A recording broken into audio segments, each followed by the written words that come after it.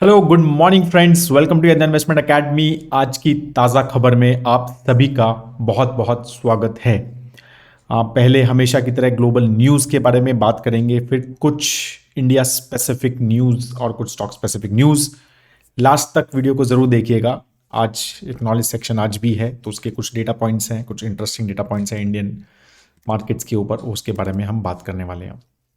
तो पहले सबसे इंपॉर्टेंट न्यूज़ के बारे में डिस्कस करते हैं, और वो है US Fed rate cut. Right, तो यूएस फेड ने 0.25% रेट कट और कर दिया है। राइट, जो है आज सुबह की न्यूज़ है, मतलब रात की लेट नाइट जो है ये प्रेस कॉन्फ्रेंस हुआ यूएस फेड का। यूएस फेड जिसको नहीं पता है, वो लाइक जैसे इंडिया का सेंट्रल बैंक है आरबीआई, ऐसे यूनाइटेड स्टेट्स का सेंट्रल बैंक यूएस फेड है। ठीक है, तो उन्होंने अपना इंटरेस्ट रेट कट कर दिया है। इंडिया ने अभी तक इंटरेस्ट रेट कट नहीं किए थे जो उन्होंने बढ़ाए हैं, लेकिन यूएस ने सितंबर से अपने रेट कट करने शुरू कर दिए थे। पहले 0.5 किया, फिर 0.25 किया नवंबर में, और अब 0.25 और किया है। तो ऑलमोस्ट 1% रेट कट जो है वो कर दिया है। तो ऑलमोस्ट 5.5, मतलब 5.25 से 5.5 जो रेंज था, वो अब गिर के 4.25 से 4.5% की रेंज में इंटरेस्ट रेट जो है यूएस फेड के आ गए हैं। ठीक है, लेकिन फिर भी मार्केट ने नेगेटिवली रिएक्ट किया, मार्केट गिरे। इंटरेस्ट रेट कट हो गए, जिसके लिए पूरा टाइम मार्केट वेट करता रहता है, फिर भी यूएस मार्केट गिर गए। तो मेजरली मार्केट एक्सपेक्टेशंस पे चलते हैं। इस रेट कट का 0.25% का एक्सपेक्टेशन ऑलरेडी था। मार्केट वॉज एक्सपेक्टिंग दिस कि भाई ये तो होना ही है, ये होगा। राइट, लेकिन बात क्या हुई, कमेंट्री। राइट, तो कमेंट्री ऐसी आई है कि अब जो है इन 2025 जो ऑफिशियल्स है उन्होंने भाई ऐसा लिखा है कि हम पहले सितंबर में ये बोला था कि 4 रेट कट करेंगे 2025 में, अब बोला है कि हम 2 ही रेट कट करेंगे। तो ये जो है, ये जो चेंज है, इसकी वजह से मार्केट्स ने नेगेटिवली रिएक्ट किया। मार्केट ने कहा भाई हम तो 4 सोच रहे थे, अब 2 ही हो रहे हैं। राइट, तो इसका मतलब slower rate cut is expected in the future, because again मतलब मैं प्रेस कॉन्फ्रेंस भी सुन रहा था यूएस फेड चेयरमैन की, जेरोमी पॉल की। उन्होंने कहा कि भाई ये जो है इंटरेस्ट रेट जो है हम आगे डेटा पॉइंट्स पे देखेंगे। इन्फ्लेशन अभी भी हमारे थॉट प्रोसेस से या हमारे बेंचमार्क से हायर लेवल पे है। अभी तो लेबर जो मार्केट है वो थोड़ी स्लो हो गई थी, इसलिए हमने कट किया है। उसका कैसा रिस्पांस रहता है इस कट का, उसके बेसिस पे रहेगा। फिर न्यू गवर्नमेंट जो आने वाली है, ट्रम्प गवर्नमेंट वहाँ पर, तो उसका भी मतलब ऑफकोर्स रहेगा। तो वो सारी चीज़ों के हिसाब से उन्होंने अभी 2 रेट कट का एक्सपेक्टेशन कर दिया है, और इसका नेगेटिव इम्पैक्ट जो है मार्केट पे हुआ। मार्केट ने कहा कि ये एक्सपेक्टेड नहीं था, तो वो मार्केट उसकी वजह से नीचे गिरे, और बॉन्ड यील्ड्स भी क्लाइंब हुए। इंटरेस्टिंग अगेन, राइट, कि रेट कट हुआ लेकिन आपके 10 ईयर जीसेक बॉन्ड यील्ड्स वो बढ़ गए। राइट, क्यों? अगेन वो पहले ही एक्सपेक्ट कर रहे थे कि ये तो होना ही है। तो अब जो है वो ऑलमोस्ट 4.5% जो है 4.47% पे 10 ईयर जीसेक पहुंच गया है। राइट, तो जो इंटरेस्ट रेट है अभी 4.5 टू 4.75, तो उसके आसपास ही 10 ईयर जीसेक पहुंच गया है। राइट, तो it has increased because investors expectation जो है वो ये हो गए कि भाई आगे जो है वो स्लोअर रेट कट होंगे। तो ये सारी चीज़ें बेसिकली ओवरऑल हुई। मतलब यूएस फेड चेयरमैन ने ये भी बोला कि भाई हम एक नॉर्मल एक क्या कहते हैं, नॉर्मल रेट कट की तरफ जा रहे हैं। मतलब एक ऐसे स्टैंडर्ड रेट कट की तरफ हम जाना चाहते हैं जहाँ पे भाई इन्फ्लेशन भी ना बढ़े और ग्रोथ रेट भी इम्पैक्टेड ना हो। तो we are going near there, we are definitely higher than that, that's what he said, कि उसने ये तो बोला, लेकिन we are going near there. Right, तो ये सारी चीज़ों की वजह से थोड़ा सा मार्केट ने एक नेगेटिवली इनिशियल मार्केट ने इम्पैक्ट किया।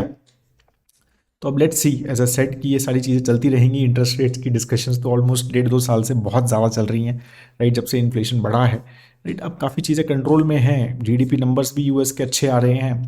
राइट, तो वो सब चीज़ें जो हैं मार्केट्स भी अच्छा कर रही हैं, तो एवरीथिंग इज़ डूइंग वेल। तो एक स्लो लैंडिंग की जो बात हो रही थी कि भाई एक सॉफ्ट लैंडिंग और स्लो लैंडिंग, सॉफ्ट लैंडिंग की बात हो रही थी, वहाँ पर पहुँचते हुए है कि भाई बिना कुछ गड़बड़ हुए, बिना कोई रिसेशन आए इंटरेस्ट रेट कट हो रहे हैं। राइट। ये बहुत रेयर जो है इस तरह से इतने हाई इंटरेस्ट रेट से नीचे जाता है, बहुत रेयर ऐसा हुआ है कि रिसेशन नहीं आया किसी इकोनॉमी में। तो एक सॉफ्ट लैंडिंग की जो बात है, राइट, वो यहाँ पर थोड़ी सी होती हुई नजर आ रही है। अब आगे देखते हैं क्या होता है। यूके के इन्फ्लेशन नंबर आया वो 2.6% आए, अगेन वहाँ पर बढ़ा है। कोर इन्फ्लेशन 3.5% आया, राइट। तो वहाँ पर भी इन्फ्लेशन बढ़ा है। अक्टूबर में 2.3 था, अब 2.6 हो गया। सितंबर में 1.7% इन्फ्लेशन था। तो मतलब अगेन इकोनॉमिस्ट कहते हैं कि ट्रेंड को लेके ज़्यादा टेंशन में आते हैं rather than numbers। तो trend is upwards and that's what they are getting little worried about. Majorly सब यही बोल रहे हैं कि भैया वहाँ पर विंटर्स आ रहा है तो energy prices are still high, energy prices महंगे हैं, तो इसके चक्कर में ही मेजरली वहाँ पर इन्फ्लेशन जो है वो बढ़ रहा है। This is how I think. अब 2 रेट कट्स जो हैं वो बैंक ऑफ इंग्लैंड ने ऑलरेडी किए हैं। दिसंबर में उन्होंने कोई रेट कट नहीं किया है, राइट। और इन्फ्लेशन भी वहाँ पर एक कॉम्प्लिकेशन में रहने वाला है।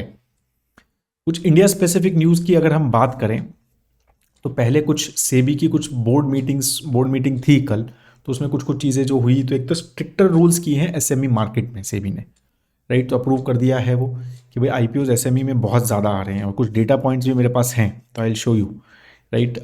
230 अभी तक 2024 में 230 एसएमई आईपीओज आ चुके हैं, जो 8,414 करोड़ रुपीज़ रेज कर चुके हैं, राइट।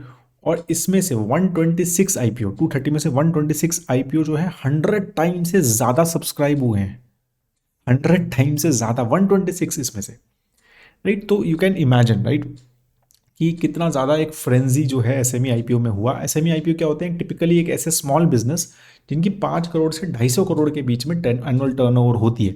तो उसमें कुछ थोड़ी सी रिक्वायरमेंट, डिस्क्लोजर रिक्वायरमेंट कम होती है, तो काफ़ी सारी कंपनीज जो छोटी होती हैं 5 करोड़ से 250 करोड़ के बीच में, वो वहाँ पर आती है। तो अब थोड़ी सी रेगुलेटरी रिक्वायरमेंट को ये किया है कि भाई अब ऑपरेटिंग प्रॉफिट होना चाहिए कंपनी का मिनिमम 1 करोड़ 2 फाइनेंशियल ईयर्स में, लास्ट 3 में से। फिर जो सेल कर रहे हैं शेयर होल्डर, वो 50% ऑफ से ज़्यादा अपनी जो शेयर सेल नहीं कर सकते हैं अपनी होल्डिंग को आईपीओ में, राइट। तो कुछ कुछ चीज़ें उन्होंने की है कि भाई ताकि इसका गलत तरह से इस्तेमाल जो है इस एसएमई आईपीओ में नहीं हो। प्रोमोटर्स या फिर इन्वेस्टर्स जो हैं, इनिशियल इन्वेस्टर्स बिफोर आईपीओ, वो उसको गलत तरह से यूज़ ना करें, right.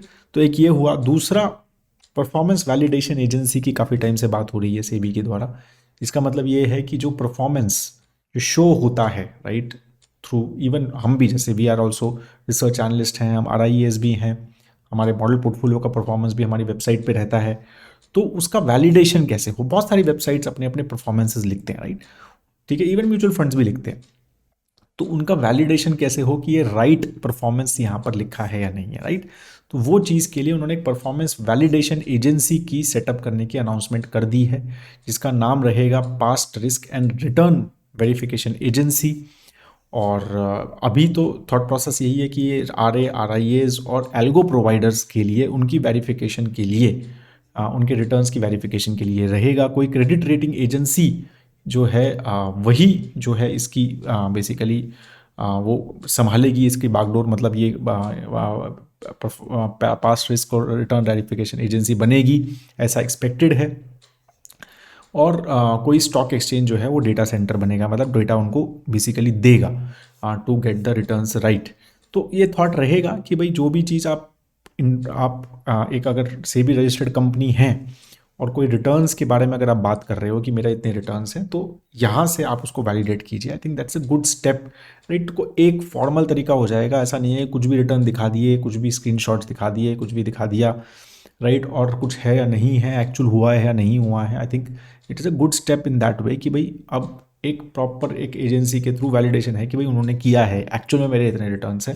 So that I think is a good step from that perspective. एक बहुत थोड़ी negative news I, I don't know, आपने देखा भी होगा, शायद ये न्यूज़ में भी कवर हुई थी हमारी, कि इंडिया का जो ट्रेड डेफिसिट है नवंबर का, वो बहुत ज़्यादा बढ़ गया था। $37.8 बिलियन का, कभी इतना ज़्यादा हुआ ही नहीं था। 38.7 बिलियन का ट्रेड डेफिसिट हुआ था, ठीक है। और इसमें ये माना जा रहा था कि भाई उसका मेन जो है गोल्ड इम्पोर्ट्स, ऑलमोस्ट $15 बिलियन के गोल्ड इम्पोर्ट्स का एक्सपेक्टेशन हुआ था कि $15 बिलियन का नवंबर में गोल्ड इम्पोर्ट हुआ है, जो कि लास्ट ईयर सिर्फ $3.4 बिलियन का था, ये नंबर आया था। उसके ऊपर काफ़ी सारे चीज़ों पे इसके ऊपर क्वेश्चन मार्क हुए थे कि इतना कैसे हो सकता है। बट ठीक है, दिवाली भी लगा ली, सब कर लगा लिया इतना ज़्यादा, और ठीक है वो इम्पोर्ट ड्यूटी कम हुई है तो वो सारी चीज़ें भी फैक्टर्स लगा ली, बट प्राइस गोल्ड का अच्छा खासा बढ़ा हुआ है, राइट। तो इतना ज़्यादा डिफरेंस कैसे आया? तो अब ऐसा आ रहा है, again this is from sources, no confirmation, कि this is because of the calculation error. जो इंडिया का ट्रेड डेफिसिट नवंबर में आया है, वो शायद कैलकुलेशन एरर की वजह से आया है, कि जुलाई में कुछ मेथडोलॉजी चेंज हुई थी, राइट, ऑन द शिपमेंट्स जो वेयर हाउसेज में जाते थे, उसका कुछ ऑफिशियल्स ऐसा माना जा रहा है कि वो डबल काउंट हुआ है। अब इसका इम्पैक्ट जो है वो हमारे करेंसी के ऊपर भी पड़ता है, राइट। तो ये सारी चीज़ें जो हैं, अब ये होपफुली ऐसा माना जा रहा है कि शायद एक न्यू नंबर इसका जो है वो पब्लिश हो सकता है, राइट। और ट्रेड फिगर्स भी और रुपी एक्सचेंज के रेट के ऊपर भी इसका थोड़ा इम्पैक्ट आ सकता है। तो this is again a negative news, क्योंकि भाई this is what they are suppose to do. ये मतलब ये कैसे गलतियाँ, this doesn't look nice, right, on the country as well, क्योंकि ये नंबर जो होते हैं ये ग्लोबली भी बहुत ज़्यादा सर्कुलेट होते हैं, इस तरह की चीज़ें, ठीक है। तो ये कुछ था। और हाँ, पाम ऑयल प्राइजेज जो है अब एक्सपेक्टेड है कि काफ़ी बढ़ गए हैं because of not so great crop, right. और मलेशिया और इंडोनेशिया आर द बिगेस्ट, मतलब मैक्सिमम जो है इसको एक्सपोर्टर्स हैं। तो उन्होंने भी अपने because of the low production, उन्होंने भी अपने वो कम कर दिया है एक्सपोर्ट्स, ठीक है। तो वो सारी चीज़ें वहाँ पर चल रही हैं। इवन बायोफ्यूल प्रोग्राम चल रहा है इंडोनेशिया में, जो बहुत बड़ा एक्सपोर्टर है, तो उसमें भी पाम ऑयल यूज़ हो रहा है, राइट। तो उसकी वजह से भी जो है एक्सपोर्ट जो है इसमें कम हो रहा है। तो अब let's C, because palm oil बहुत ज़्यादा यूज़ होता है हमारे बहुत सारे प्रोडक्ट्स बनाने के लिए, राइट। बहुत सारे कॉस्मेटिक प्रोडक्ट्स जो हैं, स्पेशली अगर हम सोप देखें, सोप कैटेगरी पूरी जो है वो पाम ऑयल उसमें बहुत बड़ा वो यूज़ होता है, डिटर्जेंट है, या काफ़ी सारे फूड आइटम्स में भी फ्यूल से पाम ऑयल यूज़ होता है। तो वो उसका जो प्राइस है वो हमारी एफएमसीजी सेक्टर पे के मार्जिन पे डायरेक्टली इम्पैक्ट करता है, राइट। अब एक्सपेक्टेड ये है कि भाई अब ये एक रेज पीक पे आ गया है, अभी शायद कम हो जाए, let's see. Second thing on sugar mills, तो ऐसी बात हो रही है कि ऑयल मार्केटिंग कंपनी जो आजकल इथेनॉल बाय कर रही हैं शुगर कंपनीज से, वो जो है they may prioritise cooperative sugar mills for ethanol purchases rather than big companies. और वो ये बोल रहे हैं कि बिकॉज लॉन्ग टर्म एग्रीमेंट्स उनसे मिलते थे, लेकिन कॉपरेटिव मतलब ऐसा है कि कॉपरेटिव शुगर मिल्स की तरफ वो जा सकते हैं, ठीक है। और दूसरा ये है कि गवर्नमेंट जो है वो इथेनॉल के प्राइजेस नहीं बढ़ा रही है, उसकी वजह से काफ़ी बातचीत चल रही है कि भाई हमने प्रोडक्शन तो इतना बढ़ा लिया, शुगर कंपनीज कह रही हैं इथेनॉल का, और आप जो है इसका प्राइस बढ़ा नहीं रहे हो। तो आप शुगर सेक्टर हम मोस्टली इन्वेस्टमेंट के लिए अवॉइड करते हैं।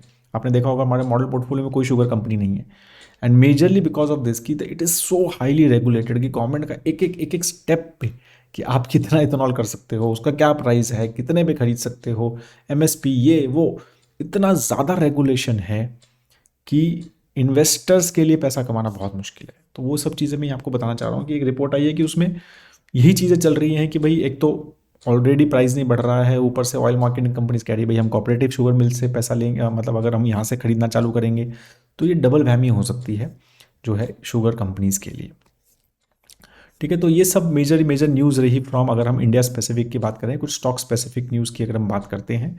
और तो एक और, हाँ, एक और न्यूज़ रह गई है, वो है नेट डायरेक्ट टैक्स कलेक्शन 16% से बढ़ा है, ठीक है। FY25 में अगर हम अभी तक 17 दिसंबर तक का डेटा देखें, ठीक है, इस फाइनेंशियल ईयर का, तो 16% से डायरेक्ट टैक्स कलेक्शन जो है वो बढ़ा है, राइट। और इसमें से नॉन कॉर्पोरेट टैक्स की बात जब करते हैं हम, ठीक है, डायरेक्ट टैक्स में तो कॉर्पोरेट टैक्स भी हो गया, नॉन वो भी हो गया, डायरेक्ट टैक्स मतलब इनकम टैक्स, तो वो कॉर्पोरेट भी हो गया, तो नॉन कॉर्पोरेट मतलब जो हमारे इंडिविजुअल HUF वगैरह जो रहता है, राइट, उनसे जो पैसा आ रहा है वो 22% से ग्रो हुआ है, ठीक है। और कॉर्पोरेट सिर्फ 8.6% से ही ग्रोथ हुआ है, तो ओवरऑल 16% से ग्रो हुआ है। तो डायरेक्ट टैक्सेशन जो बात होती रहती है ना कि टैक्स बहुत बढ़ गया, तो एक्चुअल में वो दिख रहा है नंबर, टैक्स बढ़ रहा है, क्योंकि उसका जो वो ग्रोथ भी बढ़ रहा है। तो आप देखो बाकी सारी चीज़ें, एक ऐसा चार्ट है जो बढ़ रहा है, मतलब कल वो ट्विटर पे यही चल रहा था, एक्स पे, कि यही एक ऐसा चार्ट है जो कंसिस्टेंटली बढ़ रहा है, बाकी नहीं। तो वो अगेन गवर्नमेंट जो ऐसा चल रहा है, जो डिस्कशन यही हो रहा है कि government is trying to tax the consumption to fuel the infrastructure and manufacturing. तो ये चीज़ जो है एटलीस्ट इस तरह से ट्रेंड लगता है कि गवर्नमेंट चाह रही है कि भाई कंजम्पशन टैक्स हो, कंजम्पशन ज़्यादा कम, मतलब हम टैक्स करें, बहुत ज़्यादा ना बढ़े, और वो जो पैसा मिलेगा उसको हम इंफ्रा में लगाएंगे और मैन्युफैक्चरिंग में लगाएंगे। इस तरह का ट्रेंड ऐसा लगता हुआ नजर आ रहा है। उसके ऊपर भी थोड़ा नॉलेज सेक्शन भी है मेरा आज, तो उसके ऊपर भी बात करेंगे। बाकी कुछ कंपनी स्पेसिफिक बात कर ले तो बोरोस रिन्यूएबल ने बोला है कि 675 करोड़ रुपीज़ का expansion plan, 700 crore rupees they are going to raise funding. ठीक है, अब उनके जो उनको चाहिए था मेजरली 10% बेसिक इम्पोर्ट ड्यूटी वो लग गई है, ठीक है, on the import from China and Vietnam. उसकी वजह से थोड़ा सा एक सांस ली है इस कंपनी ने, right, because they make the same products with China and China's and Vietnamese companies make it much cheaper. तो इसकी वजह से व्हेन इम्पोर्ट ड्यूटी नहीं होती है तो they are not competitive at all, और इसकी वजह से कंपनी को बहुत ज़्यादा नुकसान होता है। बट अदरवाइज चीज़ें जो हैं अब ये लग गई है, ये अभी तक तो मार्च तक ही है इम्पोर्ट ड्यूटी, एंड तो लेट्स सी उसके बाद क्या होता है। बट अगर ये फिर से हटती है तो then it becomes a complication for them as well. एक बहुत इंटरेस्टिंग वीएटेक वैबैग एक कंपनी है छोटा, तो उसमें आपने देखा होगा कि किस तरह से मतलब we are so dependent sometimes हमारे स्टॉक्स जो हैं कि एक एक्सटर्नल ऑर्डर, सऊदी अरेबिया ने ऑलमोस्ट $317 मिलियन का एक ऑर्डर कैंसिल कर दिया, उसकी वजह से 16% स्टॉक गिर गया। तो उन्होंने एक mega sea water desalination plant लगाना था, ठीक है, which Saudi Arabia had awarded them to them, but then they cancelled it कि भाई हमारे इंटरनल जो है इंटरनल एडमिनिस्ट्रेटिव प्रोसीजर्स की वजह से हमने कैंसिल कर दिया। तो $317 मिलियन का प्रोजेक्ट दे हैव लॉस्ट। ठीक है, एशियन पेंट्स में कुछ टॉप एग्जीक्यूटिव्स ने अनाउंस रेजिग्नेशन दिया है। रिटेल सेल्स हेड और होम इम्प्रूवमेंट जो उनका है, उनका हेड जो है, they have quit. Company has not given any clarification yet, तो let's see how it goes. Doms industry, right, I am sure आपने कलर्स वगैरह देखे होंगे। तो फीला करके एक कंपनी है इटालियन बेस्ड, उनका ऑलमोस्ट 30% स्टेक है उसमें, अगर आपने देखा होगा तो, राइट। वो IPO भी आया था, ज़्यादा पुराना नहीं है कंपनी। तो उसमें दे आर सेइंग कि FILA is now planning to sell 3% stake out of that 30%, 30.5% by block deal. ठीक है, तो लेट्स सी। तो this again this company we track, मतलब it's not part of the portfolios but we track this company. ठीक है, valuations definitely concern रहता है। Yatharth hospital recently, आप मॉडल पोर्टफोलियो फॉलो करते हैं तो एक कंपनी है विच वी हैव टेकन, तो QIP लॉन्च कर रहे हैं, राइट, ऑलमोस्ट 450 करोड़ रुपीज़ का, और उसको 700 करोड़ रुपीज़ तक के लेके जा सकते हैं। काफ़ी स्ट्रॉन्ग उनका केपेक्स प्लान है, काफ़ी सारे hospital specially in Noida in that region, in NCR region they are planning. तो उसके लिए they are planning the QIP of 450 to 700 crore rupees. ITC का अब डेट आया कि 1 जनवरी को होटल आर्म डीमर्ज हो जाएगा, 1 जनवरी को, राइट। तो ITC and ITC hotel will be now a separate company. अब उससे पहले, अब इंटरेस्टिंग देखो आप, उससे पहले ITC has bought increased actually their stake in EIH। Oberoi hotel जो कंपनी है उसकी EIH कंपनी है, राइट। उनका मतलब जो कंपनी का नाम है वो EIH है, जो ओबराय होटल चलाती है, उसमें इनका ऑलरेडी स्टेक है, राइट। अगर हम देखें, आपने देखा होगा उसमें, तो अभी 13.69% का ऑलरेडी ITC का उस कंपनी में स्टेक है। ITC कंपनी का, जिसका खुद होटल बिजनेस है, उनका ओबराय होटल कंपनी में ऑलरेडी 13.69% का स्टेक है। ये आप देख सकते हो, ये EIH मेरे मॉडल पोर्टफोलियो का पार्ट भी है, इसलिए आई ट्रैक इट वेरी क्लोजली। अब वो उसमें 2.44% और एक्वायर कर रहे हैं, राइट, और इंक्रीज कर दिया है एक्चुअली, और ये 16.13% अब उनका EIH में स्टेक हो गया है ITC का। And they have also increase their stake in Leela hotels, तो जिसका क्या कहते हैं, HLV लिमिटेड करके कंपनी है, उसमें भी उन्होंने स्टेक जो है वो बढ़ाया है 8.11%, 0.53 से ही बढ़ाया है वहाँ पे, तो उसको 8.11% तक ले गए हैं।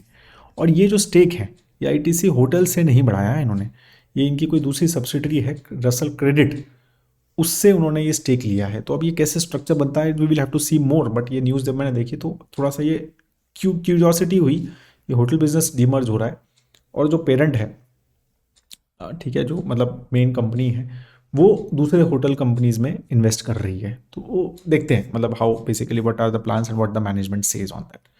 ठीक है। So that is all on the major major news है। थोड़ा सा लंबा हो गया है आज, बट आज जो फटाफट एक नॉलेज सेक्शन जो है हम देखते हैं, इसके ऊपर शायद मैंने पहले भी बात की है, तो I just share quickly my screen. So I hope that you can see the screen. तो ये कलारी कैपिटल के एक रिपोर्ट मैं देख रहा था, तो इंटरेस्टिंग देखो पीएलआई स्कीम्स कि कहाँ कहाँ पे है। तो I think as a set कि मैंने थोड़ा बहुत पहले भी आपको शेयर किया है, बट ये कुछ कुछ अपडेटेड डेटा मिलता रहता है। तो आई थॉट कि आई जस्ट टेल यू कि गवर्नमेंट कहाँ फोकस कर रही है। अगेन इससे ये पता चलता है भाई गवर्नमेंट फोकस कहाँ है, राइट। तो देखो आप कि सेमीकंडक्टर में $10 बिलियन का आउटलेट, 28% का एलोकेशन उनका है। मोबाइल मैन्युफैक्चरिंग कितना अच्छा चल रहा है हमारा मोबाइल मैन्युफैक्चरिंग, स्पेशली एप्पल का 15% का एलोकेशन वहाँ, $5.4 बिलियन। फिर ऑटोमोबाइल ऑटो कंपोनेंट 7.5 बिलियन, 20% वहाँ। फिर battery chemical, right, pharmaceutical drugs, telecom, food processing, textiles, drug, speciality steel, white goods. तो मतलब किसी को पूछना है क्या गवर्नमेंट का फोकस किधर है, कि गवर्नमेंट कहाँ फोकस कर रही है, ये चार्ट देख लो, राइट। और अगर आप देखेंगे तो typically these sectors are also, typically most of these sectors are doing very well, ठीक है। सेमीकंडक्टर ईएमएस प्लेयर, ठीक है। अगेन मोबाइल मैन्युफैक्चरिंग ईएमएस, तो आप देख ही रहे हो ग्रोथ उनका, right. Automobile has done well, ठीक है। Auto component specially auto ancillary sector has done well recently, तो वो भी आप देख रहे हो, राइट। तो बाकी भी कुछ कुछ पीएलआई स्कीम्स तो रिसेंटली अनाउंस की हैं फार्मा वगैरह में, तो वो will see I think the future में एज वेल। टेक्सटाइल की भी रिसेंटली अनाउंस की है, तो वो भी will I think see in the future. But ये सारी चीज़ें भी आप समझो कि ये गवर्नमेंट कहाँ फोकस कर रही है ना, तो ये सारी चीज़ें थोड़ा सा आइडिया लग जाता है, एंड देन यू कैन मतलब plan your portfolios and things around it as well, ठीक है। सेकंड एक और इंटरेस्टिंग रिपोर्ट थी कि जैसे मैं बोल रहा था ना कि taxing the consumption, right, tax बढ़ रहा है, and where we are investing, कि हम जो है मेक इन इंडिया, लाइक वो जो हम मैन्युफैक्चरिंग के ऊपर जो फोकस है वो क्यों है। अब आप देखेंगे तो कि अब I don't know, again this chart I keep on getting new new charts in this, but ये इनका चार्ट ये दिखा कि भाई कंट्रीज बेनिफिशियरी प्रोडक्शन रीलोकेशन जो China+1 है, अब इनके हिसाब से तो सबसे ज़्यादा नोमिडा के एनालिसिस है ये कि सबसे ज़्यादा जो प्रोडक्शन बेसिस हुए हैं वो इंडिया में बेसिकली हुए हैं। आउट ऑफ 128 कंपनीज ने जिसने प्रोडक्शन बेस चेंज किया है, उसमें से 28 कंपनी इंडिया में आई है, 23 कंपनी ही वियतनाम में आई है। लेकिन आप काफ़ी सारे चार्ट ऐसा देखेंगे जिसमें वियतनाम ज़्यादा दिखाया है, बट यहाँ पर ये चीज़ दिखाया हुआ है। और फिर उन्होंने ये भी बताया कि उसमें पावर कॉस्ट जो है इंडिया में इज़ वेरी लेस, मतलब वियतनाम से कम है, चाइना से कम है, फिलीपींस से काफ़ी कम है, तो we are less in that. हमारे tax rate, corporate tax rate is also much lesser, ठीक है। वियतनाम से कम है, बट हम भी 22% ही हैं।